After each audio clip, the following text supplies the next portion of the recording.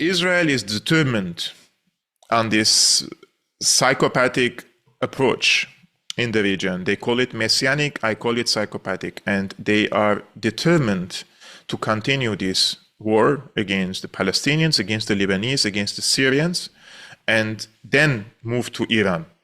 This is something that I don't give credit to Israel, but I see that they are determined enough to take bold actions to achieve what they want to achieve, unlike their enemies. Their enemies make so many calculations, discussions, debates, and fears, and this and that.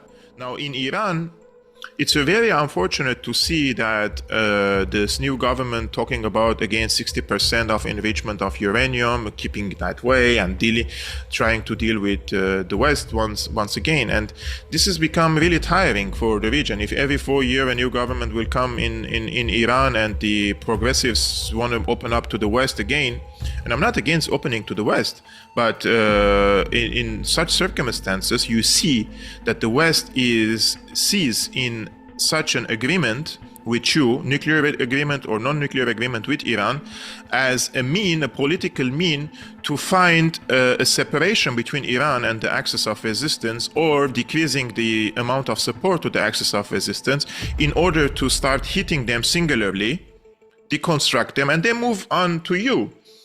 They don't respect these deals.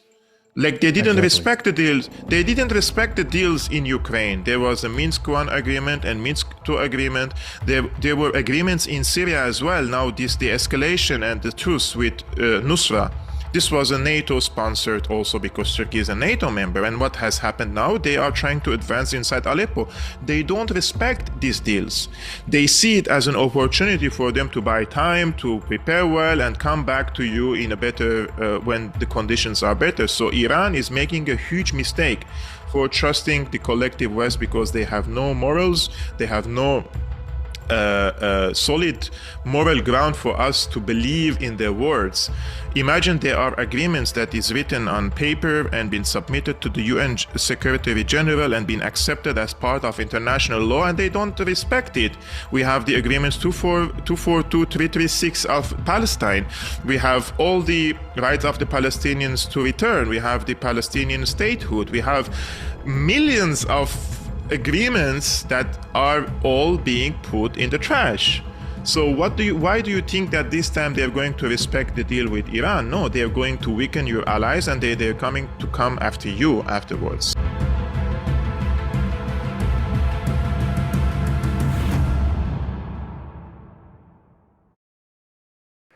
All right, so good evening, everyone. We are here today again with brother Kevork Almassian from Syriana Analysis. We could say he's a friend of the show, and we are going to talk a little bit today about what's going on in West Asia, in particular with the ceasefire. But before we start, just want to say welcome, Kevork.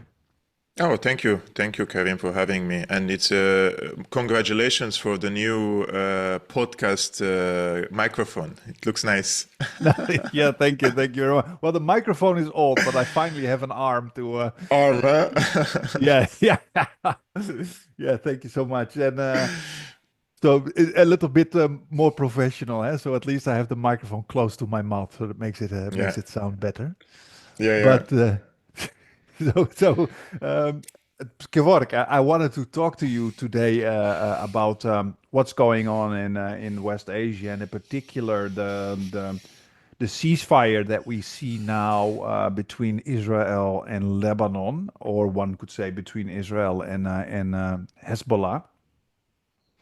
And I've seen that there are a lot of emotions when it comes to that ceasefire, and there are pretty much two schools of thoughts. Some people say it's very good.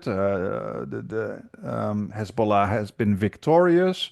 They chased the Israelis away. Other people say no, this is very bad news, and they disagree with it. And I think I just saw a program on 5 Pillars where people discuss this, and I wanted to share that with you. And after you hear that person, I want to hear your input, how you feel about it as a Syrian, as somebody who comes from the region. So allow me to share the screen. I cannot help but feel what's happened. simply because it seems as though Hezbollah and the resistance axis in general have delinked Gaza from their own affairs. So they've always said that they would not abandon Gaza, that there will always be a support front for Gaza. As long as Israel are attacking Gaza, then Hezbollah would fire rockets into Israel to bog down soldiers, to make sure that those citizens, Israeli citizens, don't go back to the north of the country, etc. So we haven't really heard from Hezbollah or Iran yet, but their silence is a little bit suspicious too. It makes me inclined to think that what Biden said is probably true in terms of the terms of the deal. Yes, I would say it looks like, for whatever reason, and we can go into that, it looks like Hezbollah have abandoned our brothers and sisters and children in Gaza to their fate. That's quite a statement to make. I mean, so you genuinely believe that? I genuinely believe they have. I say that not because it's necessarily my own opinion. It is my own opinion. But I think that the Palestinians that I've spoken to since last night and the Palestinian WhatsApp groups that I've been monitoring, both in English and Arabic, they're kind of saying that. And you have a majority of Palestinians from pro-Iran, anti-Iran, secular, religious, saying that, look, Hezbollah, the resistance axis in general, they've abandoned us. They did more than anyone else. They sacrificed a lot. And we remember what they did over the last year, because it was a hell of a lot more than any Sunni Arab leader did, or any Muslim leader anywhere in the world. However, it's come to the point that for whatever reason, probably because their own resources are depleted, probably because their position in Lebanon is not secure as well, they have their own pressures. They have abandoned the people of Gaza to their fate, which is they've left them at the mercy of these Israeli vultures. So that was an opinion by Roshan, I think is his name, of Five Pillars. Now, I always say the first thing we always got to admit is I don't think there's anyone who deserves more credit and more respect for what they have done against the Zionist state as the resistance. I think that is the first thing we gotta put forward here as people who are far away. I think what Hezbollah has done is deserves so much respect that we cannot even put that under words. On the other hand, there's also something that me as I'm half Algerian. I have a family that we lost people in the independence war against French colonialism. That was a years long war with millions of casualties against the French, and that could have been stopped. There could have been ceasefires, but it didn't happen because the Algerians wanted the colonizer to be gone for once and for all, and sacrificed so much for it.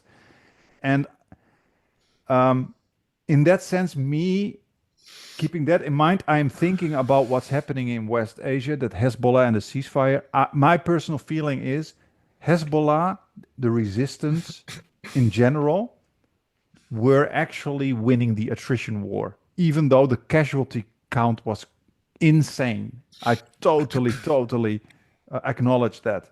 But I think they were actually on the winning hand when it comes to the attrition war. And my feeling is, and I want to hear your opinion, Kevork, is that doing a ceasefire now is actually providing a lifeline to Israel. Maybe I'm seeing it completely wrong. What is your perception on what Roshan just said and my input? At the end of this commentary, I will give my also opinion about Five Pillars, because it's important for us to understand where these voices are coming from. October the 8th, October 7 happened. Hezbollah woke up on October the 7th and they watched it on TV. They had no idea what's going to happen in Gaza. They were surprised just like anybody else in the region.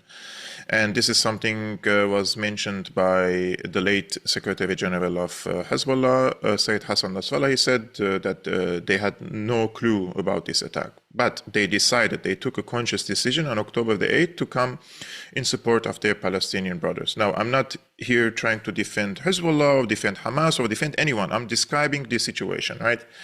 So they decided to go on October the 8th and start firing rockets on military installations in the north settlements in order to bring some of the Israeli forces to the north and instead of allowing every unit of Israel to go to Gaza. This was the goal. And because it was a tit for tat and there was some military equations between them, rules of engagements, and every side, Israelis respected these rules of engagement and Hezbollah respected the rules of engagement, but because of the tit for tat, it starts to expand the scope of the firing, the quality of the weapons, and this has gone out of hands. Now, Hezbollah didn't want for this war to go out of hands. And when I say out of hands, I mean, they didn't want for the rules of engagement to be broken because this is not a war that they planned for now. The timing and the place of the war is very important. They didn't initiate this war on October the 7th. They joined a war in support of the Palestinians. They always said our conflict now or engagement against Israel is to support the Palestinians, not to go into an all-out war against Israel. But Israel broke these rules of engagement. They bombed Beirut, they bombed Dahiya, the southern suburbs, many times. They leveled many buildings. They assassinated an entire leadership of Hezbollah. They did the Pagers terrorist attack.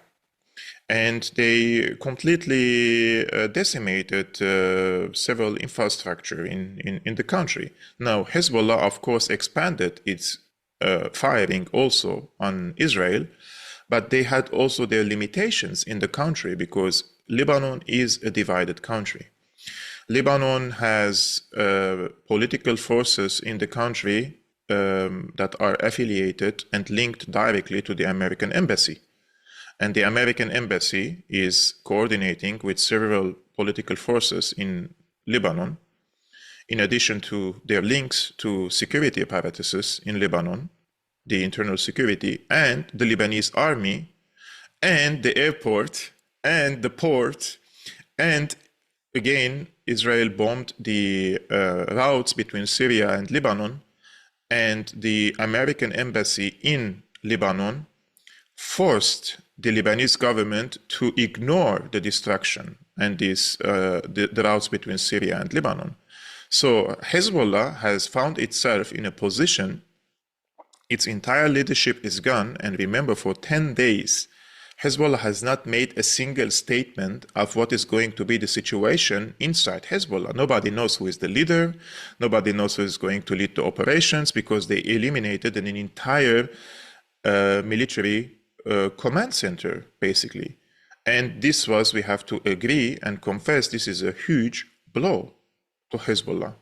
So Hezbollah received this, tried to contain it, and it proved that it is capable of continuing the resistance against the Israelis. But at the same time, there is a huge pressure on Hezbollah internally from the foes of Hezbollah, from the American embassy, which has been promising civil war in the country and urging the right-wing Christian movements led by Jaja and the Jmeil family, who are long-time collaborators with the Israelis, to ignite a civil war.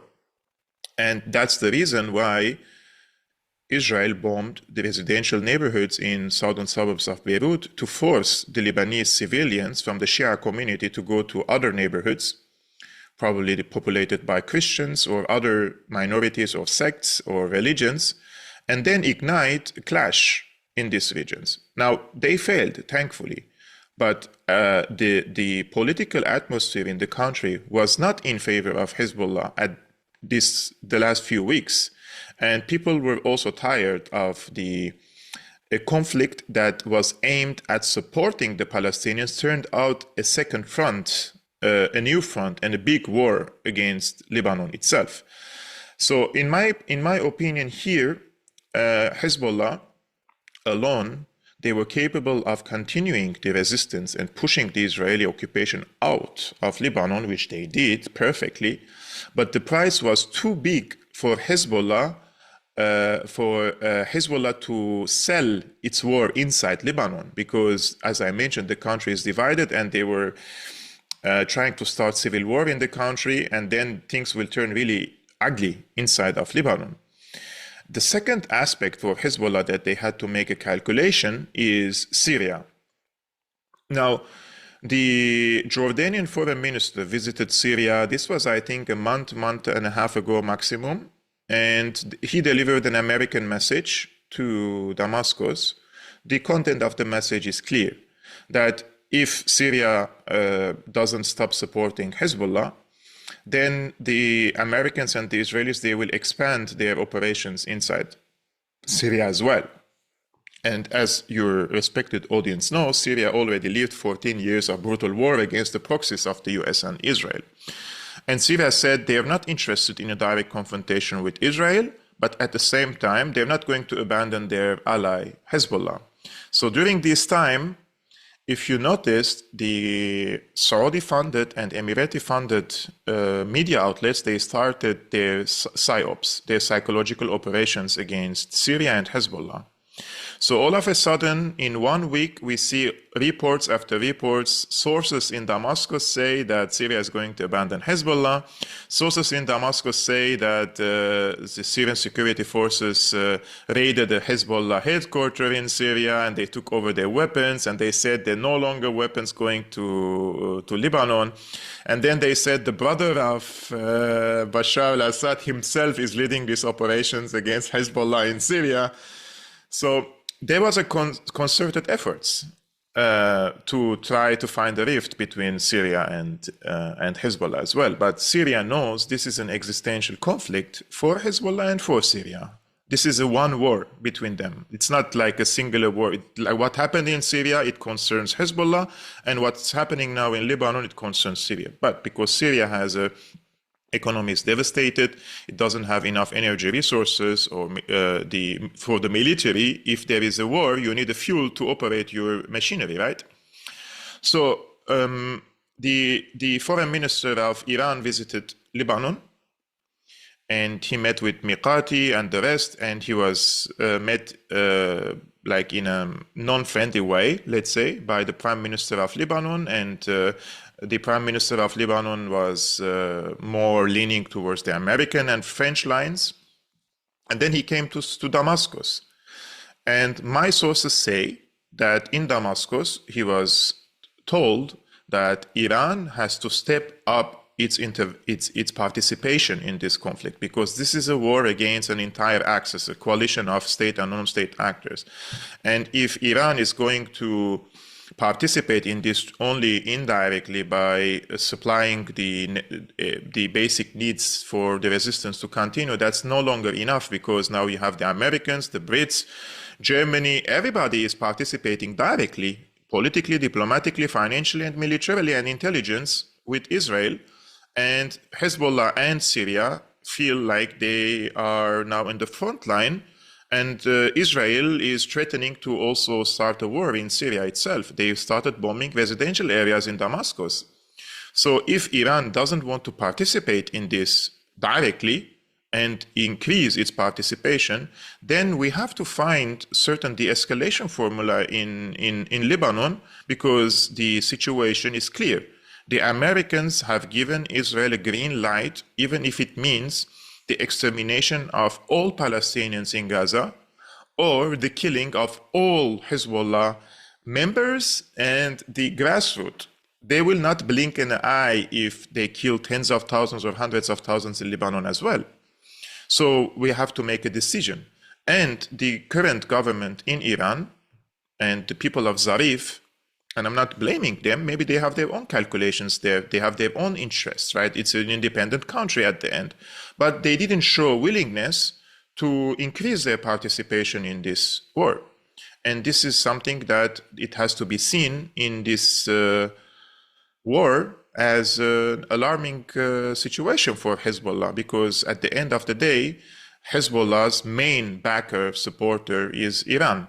And if the current government in Iran had the people of Zarif and the president, they keep talking about a nuclear deal and a deal with the West, this and that, then you don't have a concrete, solid back to continue a war that is existential. So what Hezbollah has basically done, they have accepted to a cessation of hostilities, which is a temporary one. People think that this is a ceasefire agreement and it is going to last. It's not going to last. This ceasefire agreement is very fragile, and it is going to be like a pause for Hezbollah and for Israel to prepare themselves for a new round of war. And that is why when Netanyahu declared his ceasefire agreement, he mentioned Syria. And he said to Assad that he is playing with fire. And what he means by that is that Syria continues supplying Hezbollah with assistance. So what happened after the ceasefire agreement? We had just few hours later, the al-Nusra terrorists waged the biggest attack since 2018 on Syrian army positions in Aleppo. And my sources in Damascus say that this is an effort by Turkey, by Israel and the United States to mount the pressure on Assad for him to accept to be a part in the ceasefire agreement in Lebanon. Because what the Americans see in the ceasefire agreement is a political formula to siege Hezbollah internally through their allies in the country and also the border crossings. So if Syria is not going to stop or limit the flow of weapons from Syria to Lebanon, then they will increase the pressure on Assad through these proxies in order for him to be an active participant in sieging Hezbollah. Syria is not going to do that, for those who are wondering. And this is not in defense of anyone, it's not a personal thing, but Syria sees these issues in a strategic way. It's not like it feels pressured and now under immense pressure and Aleppo could be conquered by Al-Qaeda again, that under this type of pressure they will now abandon Hezbollah. That's not going to be the case, because for Syria, this is a matter of strategic struggle vis-a-vis Israel and the US itself. And losing Hezbollah, just from an opportunistic point of view, means Syria lost Lebanon completely. And now the axis of America in the region are completely focused on Syria. And when they are completely focused on Syria and you don't have Hezbollah in your back, like you did between 2012 and 2024, until this moment, Hezbollah participated in these attacks against the Nusra positions, you lost a major ally in your fight against the regime change war, which is the main goal is regime change, bring a pro-American government, normalize ties with Israel. So for you, you don't have a choice in Damascus but to be with Hezbollah. And I think that's the decision that they have taken there. Thank you so much for that answer, Kevork. That's very, very enlightening and shows a lot of details that I think a lot of us have not thought about. So what you're telling me is that there's actually a kind of systematic deconstruction going on of the resistance, you could say, by cutting off their connection, so to speak. So on one hand, you have Iran that apparently doesn't seem to be very willing to go a step further in defending the resistance. Then you have, of course, the connection between Syria and Hezbollah. And Hezbollah now is in a so-called ceasefire, and then they are trying to force Syria to stop supporting Hezbollah with material and weapons, and if they don't, they of course send in their militias, and these militias are usually Al-Qaeda, ISIS, these kind of figures, So that shows that kind of chess game that is being played by the imperialists, and it also shows how important it is to get rid of these guys to have a normal life in West Asia. I mean, this is insane. I mean, the thousand years of history, beautiful civilizations, and you just can't build up a normal life with these crazy imperialists there. It's very, very, very, very shocking when you hear these details that you are telling us. And I think it's so important for people to start and understand that. I just saw a tweet by Rania Khalek of Breakthrough News. And she said this, Kevork, and I want to hear your opinion about this. She says, Israel has been violating the ceasefire since it went into effect 2 days ago, even bombing north of the Litani River while repeatedly firing at people in the south. At some point, the Lebanese resistance will have to respond, because otherwise Israel's pattern of firing when it wants will continue. And when that happens, the West will accuse the Lebanese resistance of violating the ceasefire. So everybody remember it was Israel. So she is actually saying that they should stop the ceasefire. They should start fighting again. What do you think? I think Hezbollah will not continue the war at the current moment. They have to find different solutions for different major setbacks during this conflict, one of which is the internal communication. In 2006, one of the major reasons why Hezbollah managed to expel the Israeli occupation forces from Lebanon was the internal communication, the secure internal communication of Hezbollah. And for your respected audience, if some of them didn't follow this era, what happened basically, the war was over, and just a few months later, the pro-Saudi government in Lebanon, headed by Fouad Siniora back then, they proposed a draft law to take over the internal communication of Hezbollah. And so they were trying to do the bidding of Israel, basically internally. This is what they're trying to do now in 2024. So they keep now the dirty work for their allies in the country. And Hezbollah, basically, this was the first time that Hezbollah has shown force inside the country. They never used weapons inside the country. It's not meant for internal conflict. But one day it was called, I think it's called Black August or something. I don't know. So Hezbollah members just wearing black shirts. They occupied Beirut without weapons. Everybody woke up in the morning at 7 a.m. and Hezbollah members were already occupying every intersection of the city of Beirut without weapons. So they just send a message like, imagine we can do it without weapons, what we could do with weapons. But this was because the government, headed by Siniora, who was the guy of Saudi Arabia, and Saad Hariri back then, from the Mustaqbal movement, they wanted to take over this internal communication. Now Hezbollah's situation is different. Between 2006 and 2024, with the advancement of technologies, spying machinery, the social media platforms, and the huge advance in the Israeli tech sector, this was the reason why they lost all their leadership in Lebanon. So if Hezbollah cannot find now a formula to secure its internal communication and secure its leadership, you're exposed to your enemy. People really have to see also things like, because the conversation is, this is a victory for Hezbollah, or Hezbollah betrayed the Palestinians, you know? No. Hezbollah is a rational actor, and they're exposed. So imagine the new Secretary General of Hezbollah.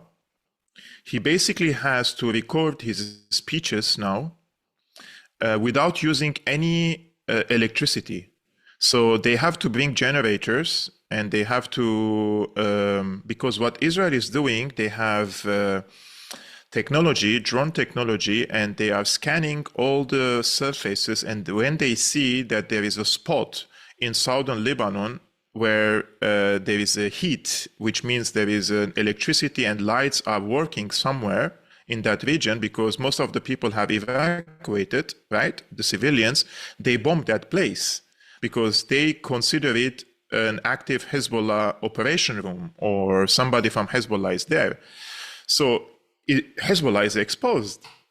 So what they do, basically, they have to bring the Secretary General of Hezbollah, record the speech, not using the normal electricity cables, so that they don't expose themselves to the enemy.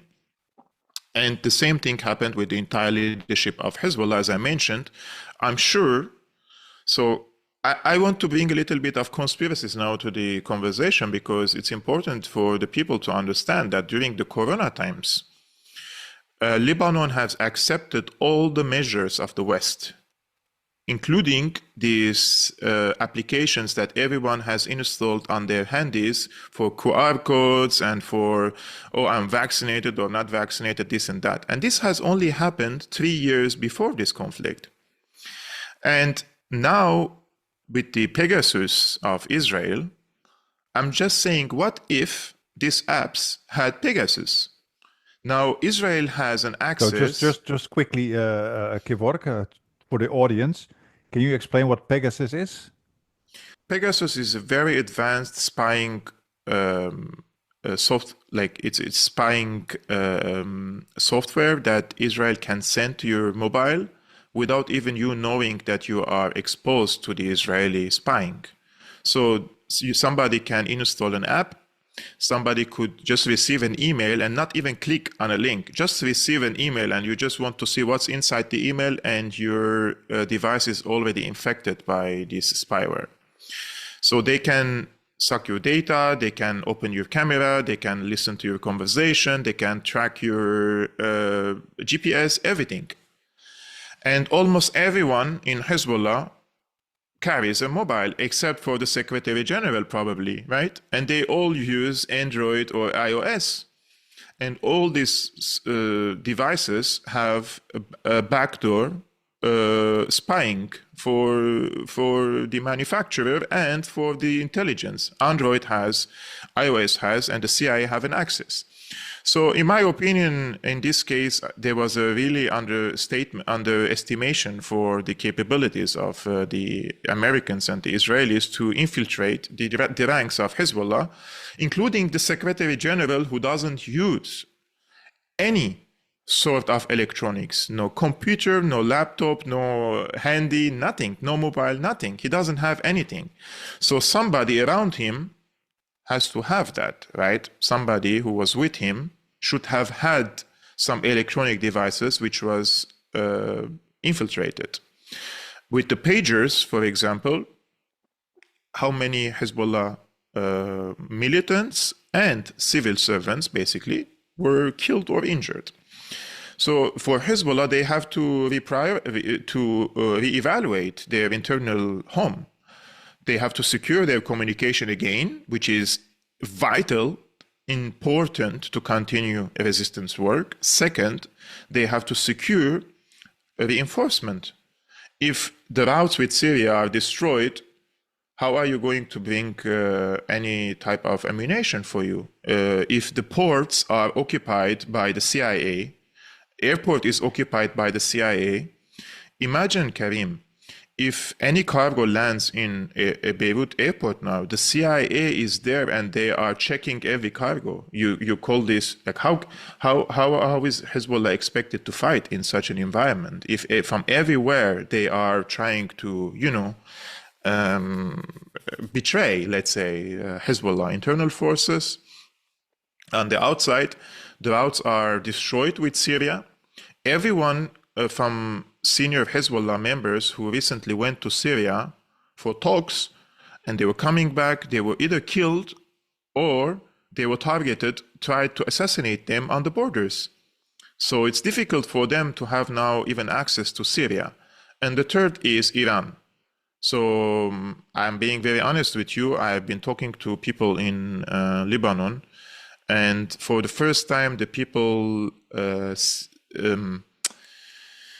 they don't blame Iran, but they are disappointed. They're disappointed for Iran's position which promised to respond after the last attack against Iran and retaliate harshly, and they didn't do. And now after the ceasefire agreement, this has become even unlikely for Iran to do.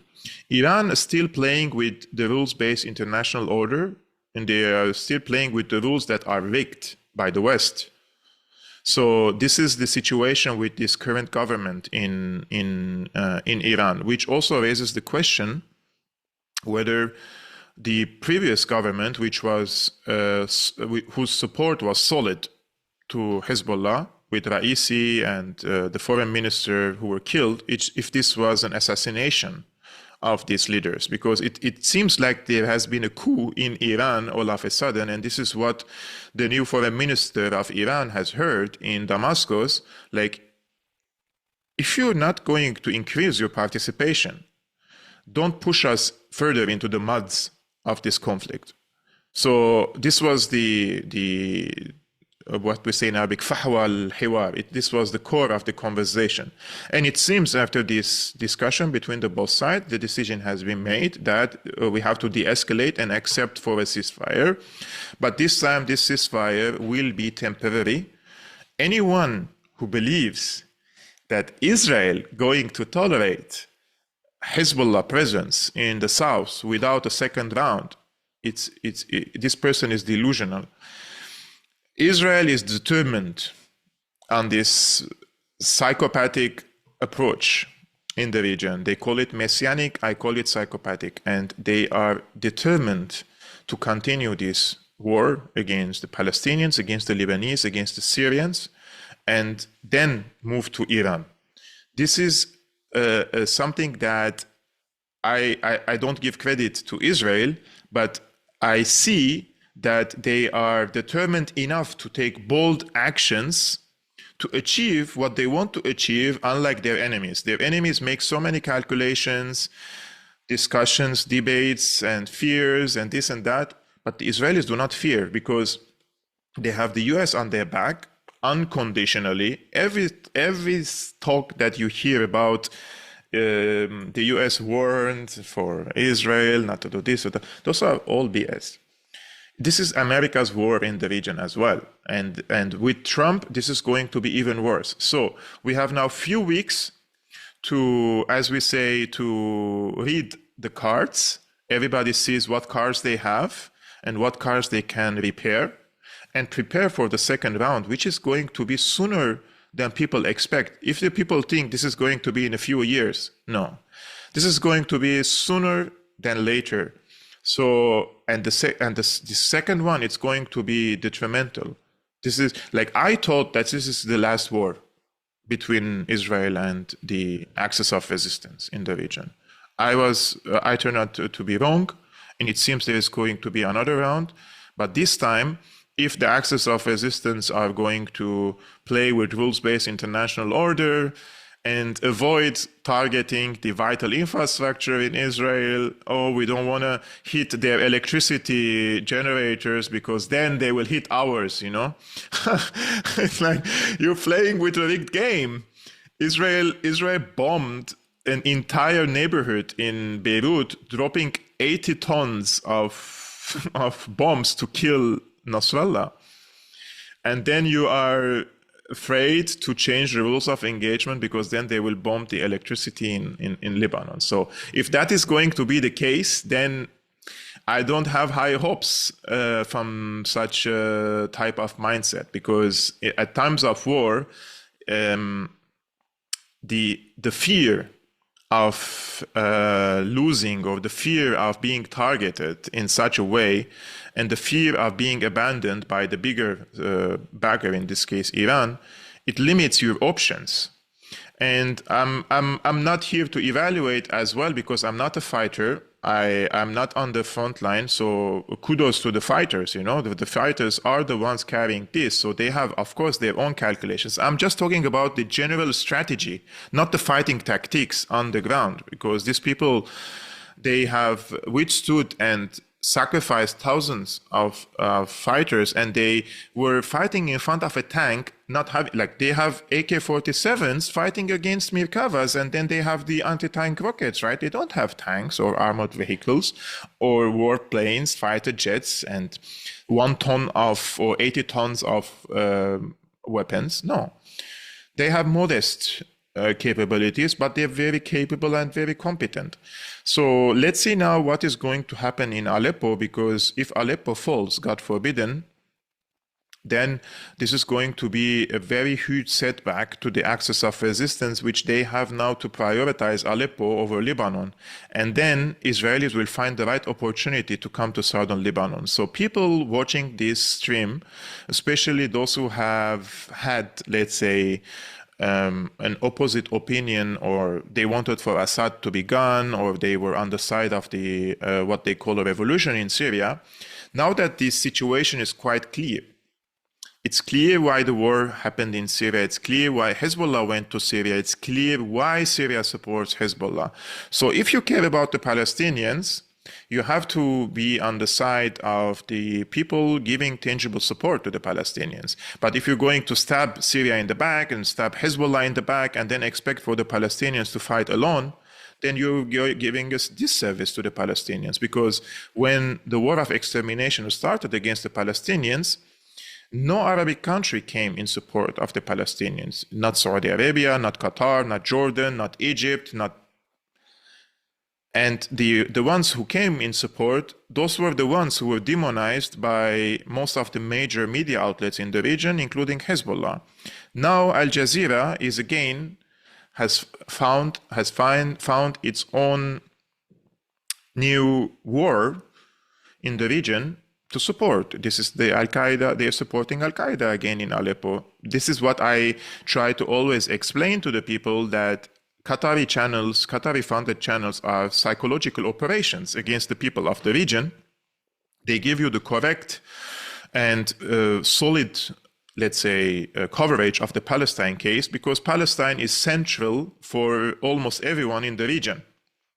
If you ask 400 million Arabs and Muslims and Christians in the region, the vast majority of them are big supporters of Palestine, and they see it's a spiritual thing, it's a religious thing, it's a territory, everything, history, civilization. So you gain the trust of the people by giving solid work on Palestine, but then you hit every element of strength for the Palestinians. Like, what is the Palestinian? How can the Palestinian resistance today fight if they don't have the backing of Hezbollah, backing of Iran, backing of Syria? I mean, those, and Ansarullah, those are the only ones came in support of the Palestinians, right? So this is what Al Jazeera does. They destroy the supply lines or the tangible support that comes to the Palestinians. And then when the time comes and Palestine is stayed alone, can stand alone, they don't have anyone to give them any tangible support, then the Palestinians themselves will say, we cannot fight because we don't have the means to fight, right? Then they have to accept the bitter reality. So this is what Al Jazeera does. I just want to mention to the people, Al Jazeera is in Qatar and owned by Qatar. And Qatar is designated officially by the United States as a major non-NATO ally. This is the designation. Qatar has one of the biggest American bases in the world on its territory, and Qatar's size is this size, right? And when recently Iran, there was this confrontation between Iran and Israel, and then Iran voted to retaliate again, and the Americans sent their strategic bombers to the region, and the Saudis refused to receive them. The Emiratis refused to receive them. Who received them? Qatar. Qatar received the strategic bombers, and Al Jazeera didn't even report it because they said Americans sent the strategic bombers to the Middle East. The SATCOM says, but where did these bombers land? They landed in Qatar, in Al Hadid Air Base. And if anyone in Al Jazeera, any journalist in Al Jazeera, and there are many brilliant journalists in Al Jazeera, by the way, don't get me wrong. Al Jazeera, I'm talking quality of the journalists, they are brilliant. I'm talking about the editorial hypocrisy and the corruption in Al Jazeera when it comes to certain particular issues, right? And they kick out anyone, by the way, from Al Jazeera if you disagree with their editorial line. Many of my colleagues were kicked out of Al Jazeera because of Syria, Lebanon, and Iran. So if anyone opens the window from Al Jazeera offices, the front of the bombers could hit the window of Al Jazeera, right? They could see it, but nobody reported about it because it is not allowed for them to speak about this case. So think about it. If there is this size of American base and Qatar is designated as a major non-NATO ally and American warplanes and bombers are in Qatar, do you really think that Al Jazeera can be a neutral media actor in this discourse of this conflict? No, I don't think so. Yes. Thank you for that, Kevork. Lots of very good information, and there's so many angles I wanted to go into that. This excellent stuff. Because there are many things that make me think and realize, oh, that's an angle I want to get into and know more about. So I'm going to focus on something that you just said. First, I want to say, actually, and I think that needs some acknowledgement. When you tell me about all the on-the-ground counterintelligence that Hezbollah has to deal with, checking off electronic devices, spies from Israel and the United States, base, all that kind of stuff. And still, considering all that, Hezbollah has put up a magnificent fight against Israel that really needs some serious respect, in my opinion. These are ingenious people at Hezbollah. But there's something that you also said, and that is very much related to. That's also why I started about Algeria. You say that, okay, we all thought that this was the final battle, but apparently it isn't. We are getting another round probably, and that's also why I started about Algeria. I thought that Hezbollah, Hamas, Iran, the resistance in general realized that this is it. This is the final battle. Otherwise, they're going to be slaves of Western imperialism forever. I really thought that this was the moment, and apparently it isn't. And you say something very important, which I have also been thinking about a lot. You said that now in this next round, you say, Hezbollah has to really realize that this is the battle where you don't play by the rules of the book, but you also start to attacking infrastructure, for example, like electricity, exactly, or also airports and that kind of stuff. And that is exactly a question I wanted to ask you. Israel has an enormous, you could say, advantage, because Israel is not waging ethical combat. Israel is engaging in such over-the-top violence, and then Hezbollah is attacking back in very surgical attacks. Even when they're attacking Tel Aviv, they're avoiding civilian casualties. It's super surgical. And what we can see is that, first of all, I think that shows the humanity of the resistance. Let's not forget that. The humanity of the resistance versus the absolute depravity of imperialists. But at the same time, you see that Israel really doesn't give a damn. It seems they just don't give a damn if you just do some surgical attacks. And I personally think that if Israel gets a really bloody nose, not the surgical stuff back, but a really bloody nose, I think that they will sing a different tune. What is your opinion on that? So I am totally against hitting civilians in Israel itself.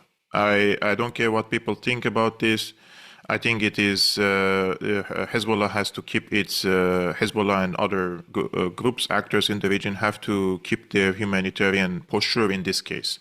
Civilians have no issue in a war between two sides. But if Hezbollah is hitting infrastructure that has a dual usage, like the electricity, because I think Israel has only 4 electricity grids or generators. So it's not something impossible to black out entire Israel if they want to, even by surgical attacks. But they didn't do it.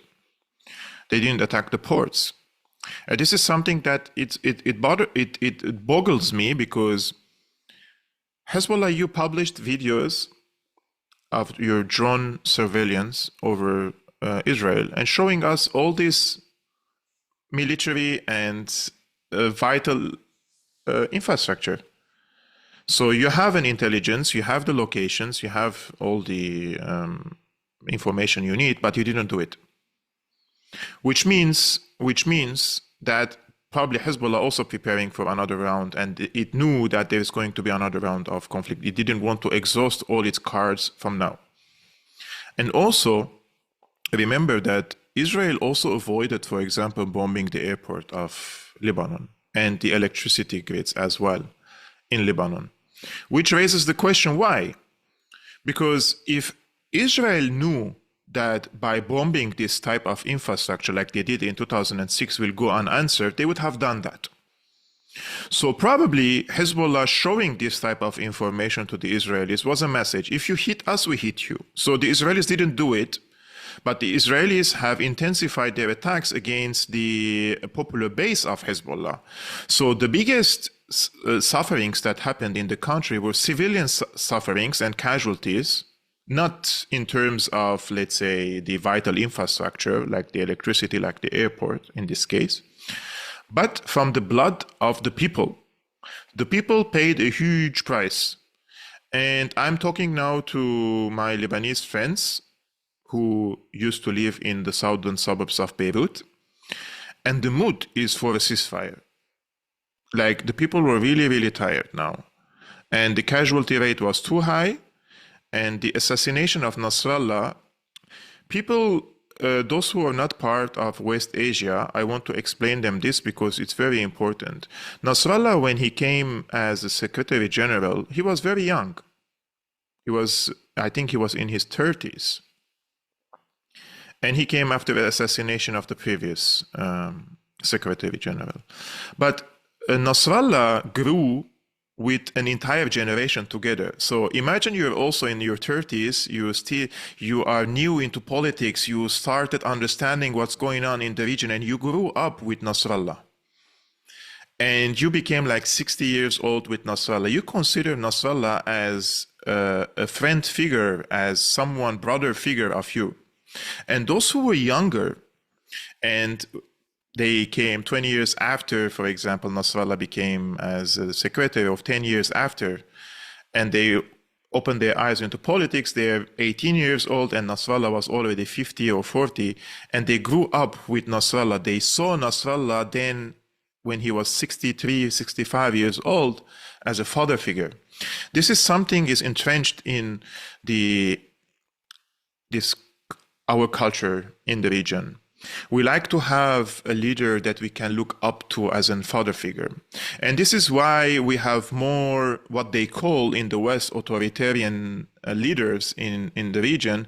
Somebody like, for example, Hafez al-Assad came in the 70s. He was young. He was the defense minister. He came in his 40s or early 40s, and he stayed for 30 years, and he became 70 years old. And then the people start looking him as a father figure, including my father. When Hafez al-Assad died, my father started crying at home. This was the first time I saw him crying, because for him, this was like a father figure, and all of a sudden they felt like this father figure has gone, like he lost his second father. And this is the same thing with Nasrallah, and it's even more, because Nasrallah has brought pride and brought victory to the Lebanese multiple times. Year 2000, 2006, and this conflict was on the way into a serious blow to the Israelis. So all of a sudden, their father figure is gone. And whoever is going to replace him, and the replacement we know, Sheikh Naim Qasim.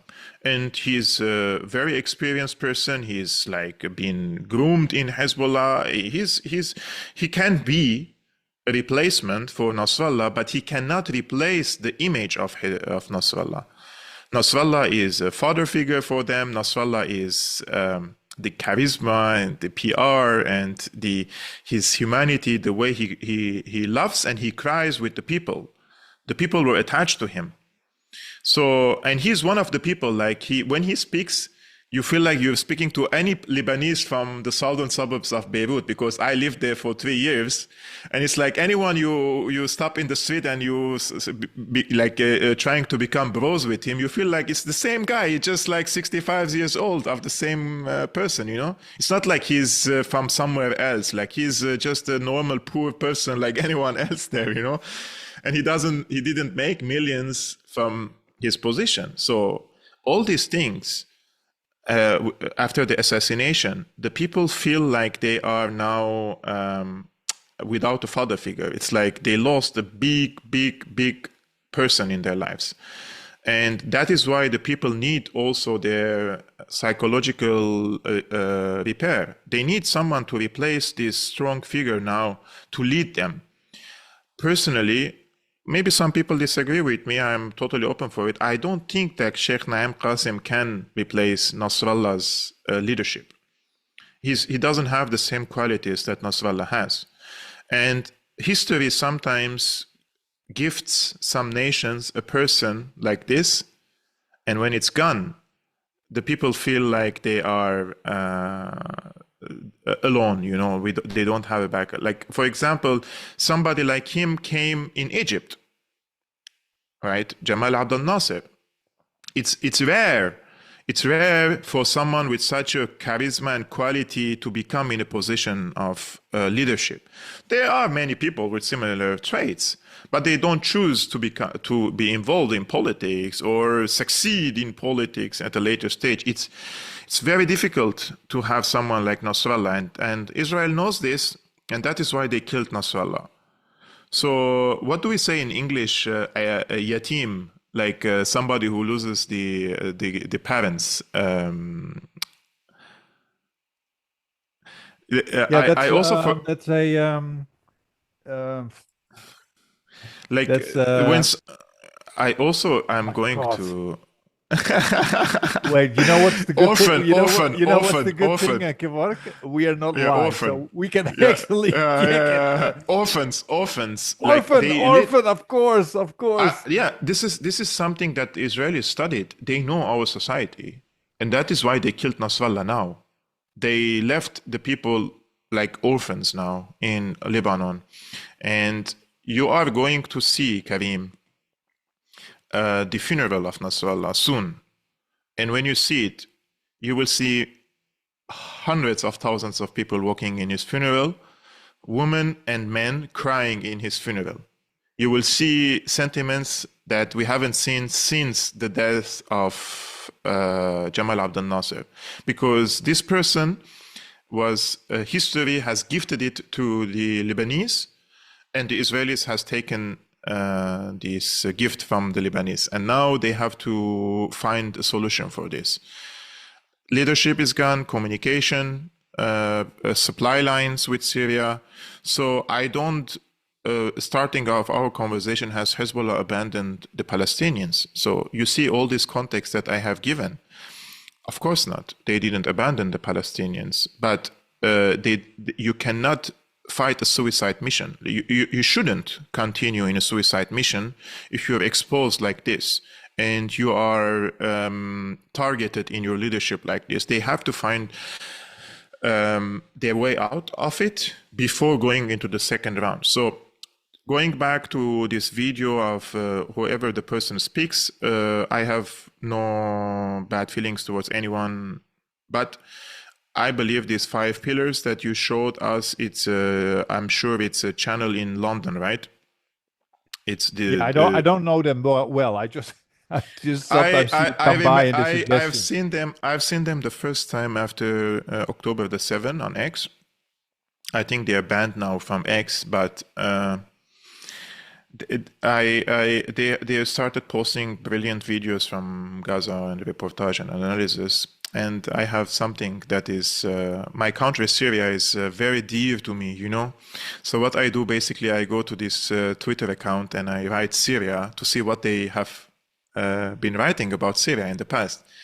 And when I see them all supporting these Nusra types in my country, and I already get the vibe, I know that Muslim Brotherhood types, and this is a similar, you know, they want for Hezbollah to continue the fight so that it loses.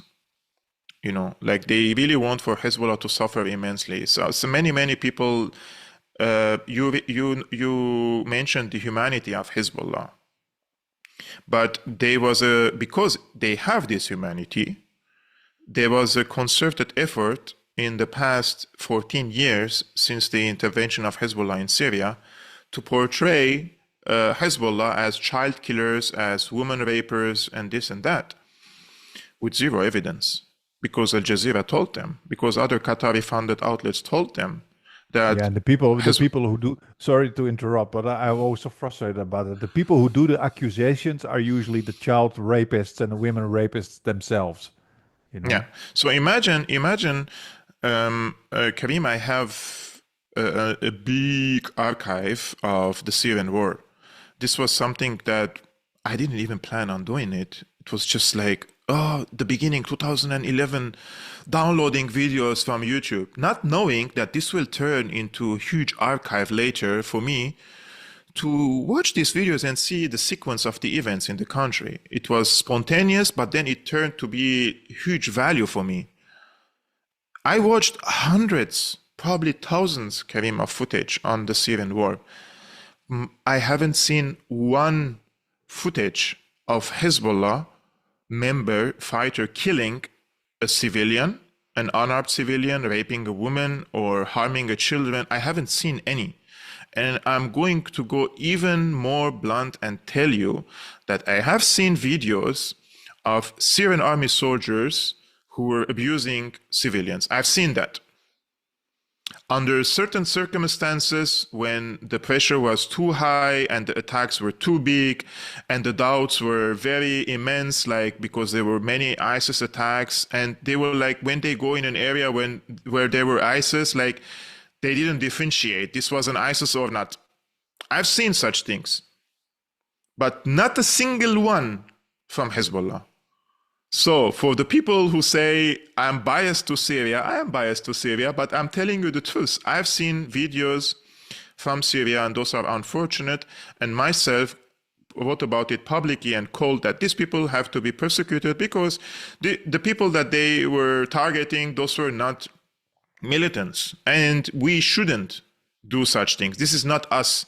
What ISIS has done, we cannot do something similar, because at that moment they were the psychological conditions of these people were also like, you're in Palmyra, and every day these ISIS herds, they were attacking you with all this, I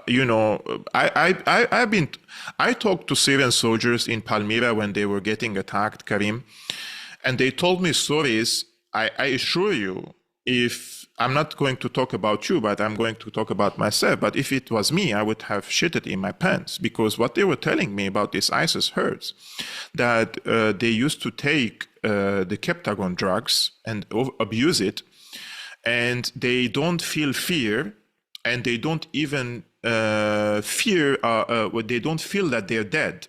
What happens is basically, with the rush of dopamine and serotonin and lots of hormones in your body with these drugs, after these drugs, my friends used to tell me that they used to kill the ISIS fighter in his head, and he's dropped on the ground and his body is still moving because of the rush of this adrenaline and dopamine in his body. It is like a scary movie. So I'm talking about such conditions when they were liberating an area, and this was an ISIS-held area, and I saw footage that they have abused or killed someone who was not an ISIS, for example. This was a condition. But even under such conditions, I didn't see one video of Hezbollah abusing a civilian, killing or raping someone. This is a complete dehumanization of Hezbollah for the purpose that we mentioned. Yeah, and then Kevork, then you also see the power of narrative and the power of media, because if we switch the script, if you want to find one single abuse of Israel, one single rape or one single child abuse of the IDF or even the United States in Iraq or whatever, it's very easy to find. It's super easy to find. Yet within the public consciousness, within the mind of the people in general, it's always the groups with an Arabic name. Doesn't matter if it's a real problematic group like Al-Nusra or something, or Hezbollah or Hamas. It doesn't matter if they hear an Arabic name, they immediately have that Hollywood kind of the look as well, Karim. The other day I was talking exactly, and the look. They have this kind of immediate Hollywood stereotype priming up because we are all indoctrinated by a mainstream media who makes the perpetrators innocent victims. That's why Israel's always defending itself, and who makes the victims always the beasts and the savages, which is extremely frustrating, That's why alternative media is so incredibly important, and also the work that you do, Kevork. Can I ask you one small question before we wrap it up, because you have already been generous with your time? So just a general question, and I just want to hear what you see happening from now on. What do you see happening in the near future going forward? You say, okay, probably round 2 is coming, and also I forgot to ask that. What do you think Russia's role is in this all? So we have Iran. Iran is a bit slow now. Iran is a bit backing off, and I'm also curious about Russia. So how are we? What do you think going forward, and what do you think about Russia? So the escalation is going to happen now in Syria. And Hezbollah sent reinforcement to Aleppo, which also indicates that Hezbollah sees the war in Aleppo as part of the war in southern Lebanon, like as I mentioned. Yesterday, big reinforcement from Hezbollah arrived in Aleppo, and they're participating with the Syrian army in this war against the Nusra Front and against the Turkestan army. So the escalation is going to happen in Syria, and it depends on the outcome of the Aleppo war. Now, all the rules of engagement and the truce that was declared between Turkey and Russia has crumbled, because they were the ones guaranteeing this ceasefire between Nusra and the Syrian army, and this has collapsed. So this has to be seen from the Syrian army as an opportunity to advance inside Idlib. It is not possible in 2024, and we're going to 2025, for the Syrian army to wait for a political settlement. Erdogan is not willing to give Syria Idlib voluntarily, and this attack on the Syrian army positions indicate that this is a long-time planning, and the type of drones and weapons they're using, this all came from a NATO country, Turkey, right? So first they have to defeat this insurgency in Syria to keep Syria united. Ununited Syria, it harms the axis of resistance. It harms Hezbollah. So they have to secure stable Syria first before opening a second round with the Israelis. This is how I see it. Now, in Iran, it's very unfortunate to see that this new government talking about, again, 60% of enrichment of uranium, keeping it that way, and trying to deal with the West once again. And this has become really tiring for the region. If every 4 years a new government will come in Iran, and the progressives want to open up to the West again, and I'm not against opening to the West, but in such circumstances, you see that the West sees in such an agreement with you, nuclear agreement or non-nuclear agreement with Iran, as a political mean to find a separation between Iran and the axis of resistance, or decreasing the amount of support to the axis of resistance in order to start hitting them singularly, deconstruct them, and then move on to you. They don't respect these deals. Like they didn't respect the deals. They didn't respect the deals in Ukraine. There was a Minsk I agreement and Minsk II agreement.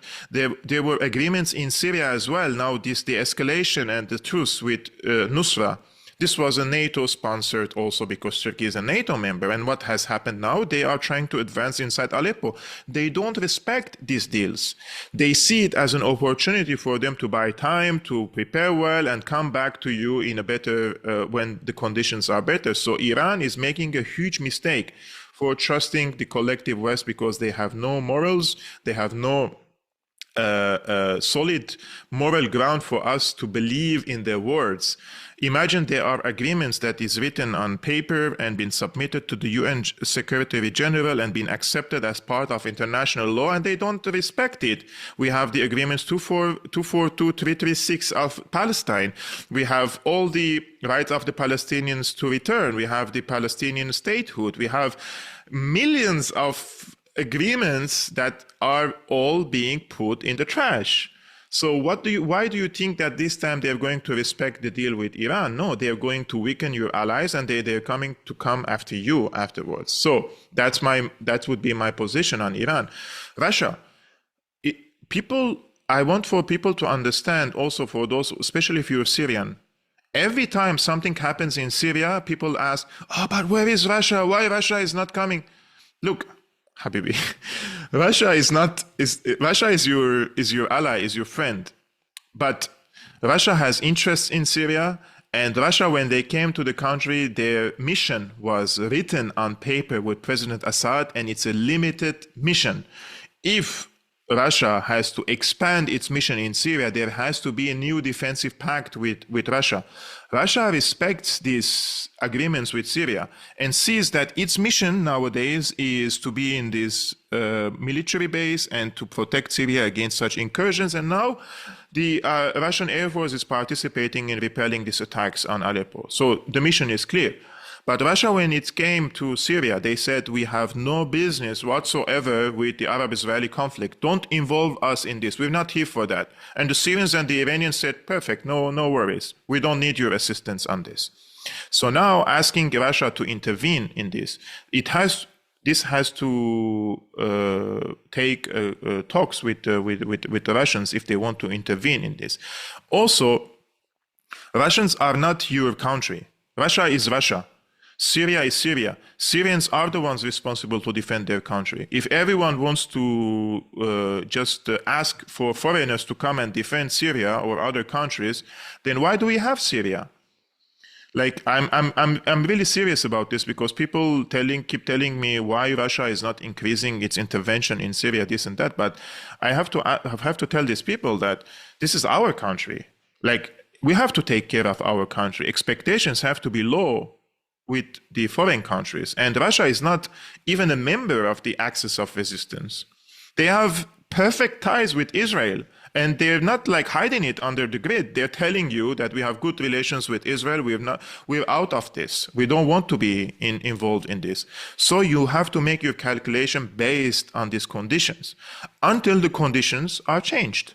If the conditions are changed in the future, and something like a Soviet type of policy is initiated by Russia to support these state and non-state actors militarily against Israel, then you use that opportunity to solidify your military power.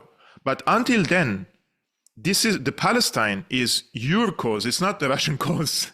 Syria is your cause. It's not the Russian cause. So even Iran is not even an Arabic country. People keep asking, for example, things. I criticize now Iran in length on your podcast, but at the end of the day, Palestine is our cause. We say our hands are in fire, not the hands of the Iranians are in fire, not the hands of the Russians are in fire, but the people are used nowadays for asking favors from outside. This is not how things work. For the Americans, they see Israel as an advanced satellite country, a colony in the Middle East. They see it as their eyes and ears, as their foreign policy implementer in the region. It's an amazing investment for them. Of course, they will defend it perfectly like that. But the relationship with other countries is different. Like the United States doesn't see every country like that, but this is a special case for them in the Middle East, and this is something that they see.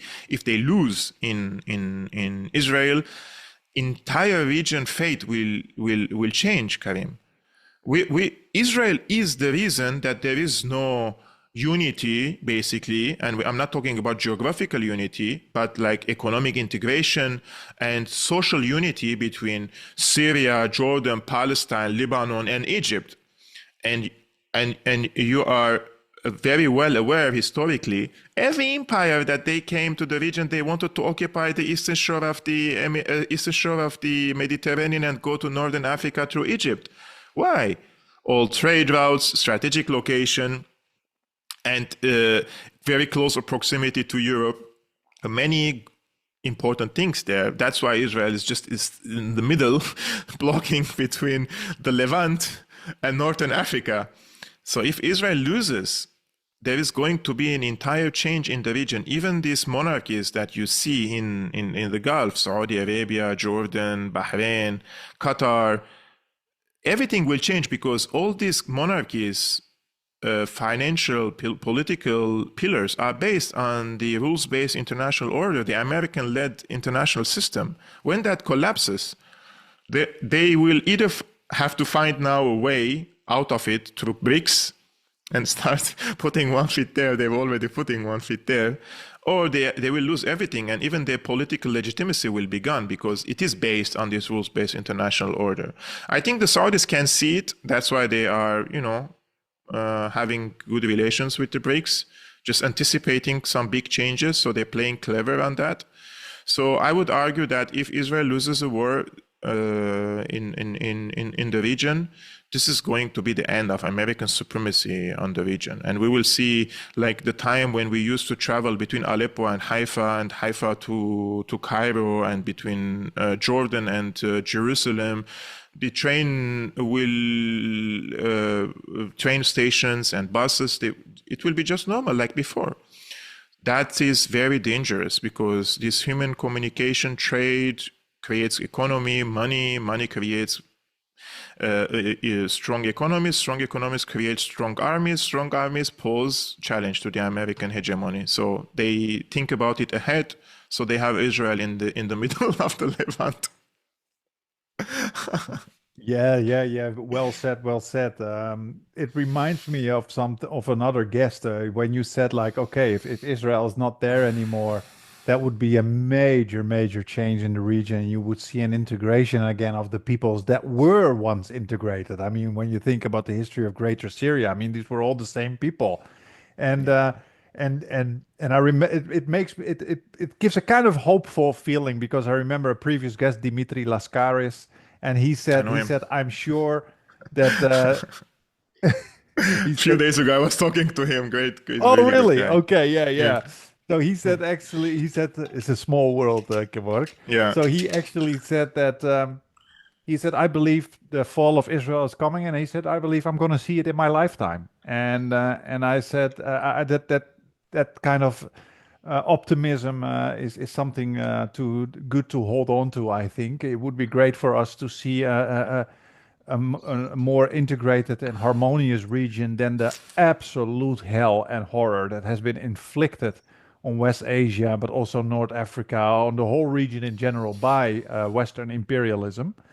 And I think, just to get back quickly to what you said about Iran, you know what I think when it comes to Iran, and then you have a new government again falling for the bullshit from Western imperialism.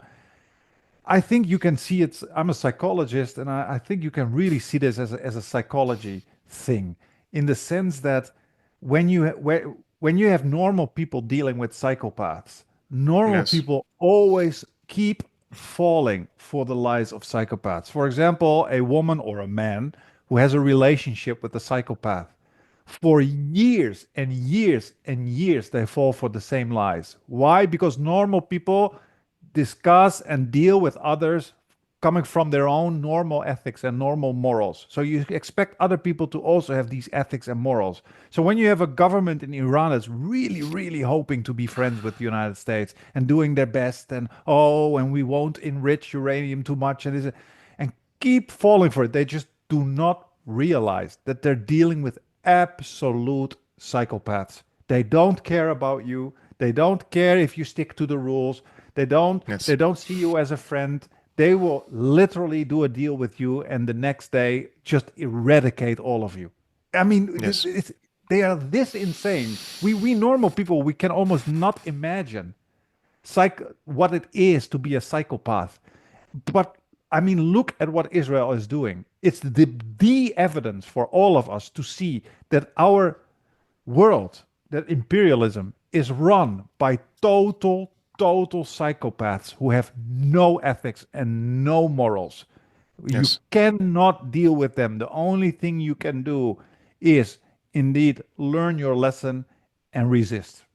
Yes, totally. I totally agree with you, and I think we concluded this in a perfect way because playing a poker game with where the rules are rigged and somebody has the dealer is with him, it's like they set the rules and they put the referee and they want us to play the game, and then when the ICC is under immense pressure, they say, oh, we don't want to arrest now Netanyahu because it's anti-Semitic. So if they establish this to persecute the people in Middle East and Africa and now they don't want to implement it, that means that they destroyed this rules-based international order. So I don't understand why there are governments like in Iran at the moment, they want to play with the same rules that are not respected by the West itself. It's just I hope that there would be a change in Iran again. Even my Iranian friends are like, I see their criticism on X and I don't want to criticize Iran more on my X account because I respect my Iranian friends. But when I see them criticizing that way, I'm like, wow, like it seems that there is a high level of democracy and freedom of speech in Iran. Like people are literally obliterating the new government's policies and it's like calling them clowns and calling them all sorts of names. I was like, that seems really promising what's happening in Iran. People are not afraid, people because think that Iran is just everything is closed and people are afraid to speak. No, Iranians are really brave, and when they see something that they don't like, they speak against it. And there are many people like that on X. So let's see, brother. Yes, brother. Thank you so much, Kevork. That was really excellent, and I knew you were the right and the excellent person to invite for an update on this, and we will definitely invite you again in the future. Peter unfortunately couldn't be here, but the next time, inshallah. And I wanted to say keep going, and we keep following you on Syriana Analysis. And, thank you so much. Talk to you again in the future. Thank you so much. I will start preparing now for my live streaming. Okay. Good luck. And see you soon, Habibi.